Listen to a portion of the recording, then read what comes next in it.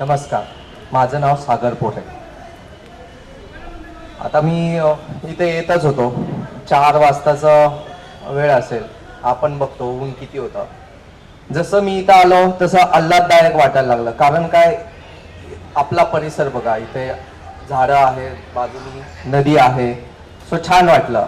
So असाच परिसर आपल्या पुण्यामध्ये काही ठिकाणी आहे, पण काही ठिकाणी नाहीये. तर त्याचं खूप वाईट वाटतं. म्हणजे काय की आपण कोरेगाव पार्क मधून जातो तर तेव्हा झाडं झुडपं वगैरे दिसतात, पण तसंच आपण सिटी भागात न जातो, जे आधीपासूनची देणगी आहे. आपल्याला सिटीमध्ये जायला आवडतं. सगळे शॉपिंग सेंटर्स आहेत, सगळे शिक्षण केंद्र आहेत, या सगळ्या गोष्टी आहेत. पण तिथं झाडांची संख्या खूप कमी आहे. म्हणजे तिथं आपण पाऊल ठेवलं की असं वाटायला लागतं, अरे कधी आपण दुकानामध्ये जाऊ, कधी आपण शॉपिंग सेंटरमध्ये जाऊ. सो हे मुद्दे फार महत्वाचे ठरतात की आपला जो मेन भाग आहे तिथे कुठे झाडांची संख्या आहे का, तिथे पाण्याची व्यवस्था आहे का, पाण्याची व्यवस्था आहे का.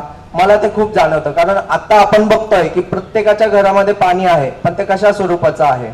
बाटल्यांमध्ये भरून ठेवलेलं आपण पाणी वापरतो.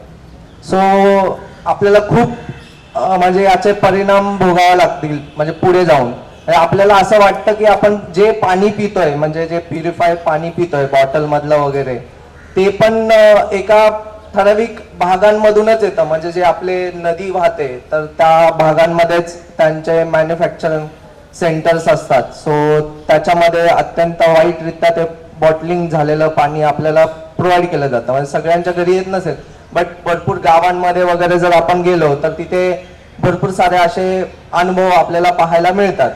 सो ह्या सगळ्या गोष्टी मी जवळून पाहिलेल्या आहेत. कारण मी स्पोर्ट्समध्ये असल्यामुळे आणि स्पेसिफिक क्रिकेट खेळतो. सो मला वेगवेगळ्या गावांमध्ये ग्राउंडमध्ये जावं लागतं. सो खेळण्यामध्ये तिथे मला भरपूर प्रमाणात ह्या गोष्टी बघायला मिळतात. दुसरी गोष्ट म्हणजे आता मी हेल्थ इंडस्ट्रीमध्ये आहे, फिटनेस इंडस्ट्रीमध्ये आहे. सो पाणी म्हणा, अन्न म्हणा, किंवा फिटनेसच्या दृष्टीने ट्रेकिंग म्हणा, ह्या सगळ्या गोष्टींमध्ये मी असतो. सो जेव्हा मी ट्रेकिंग करायला जातो, सो जेव्हा आपले गड किल्ले वगैरे आहेत, जे आपल्या जवळच्या टेकड्या आहेत, सो तिथे पाहायला मिळतं की भरपूर प्रमाणातली जी झाडं आहेत ती तोडलेली आहेत. सो ती काही कारणास्तव काय माहीत नाही आपल्याला का तोडली आहेत, बट त्याचा खूप त्रास झालेला आहे.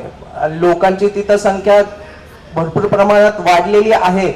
पण आपण जे म्हणतो ना, अवेअरनेस, की झाडं लावली पण पाहिजे आणि त्यांचं संगोपन पण केलं पाहिजे, हे खूप कमी प्रमाणात पाहायला मिळतं. जर याचा अवेअरनेस जर आपण जास्त प्रमाणात वाढवला तर मे बी सगळ्या लोकांपर्यंत पोहोचेल.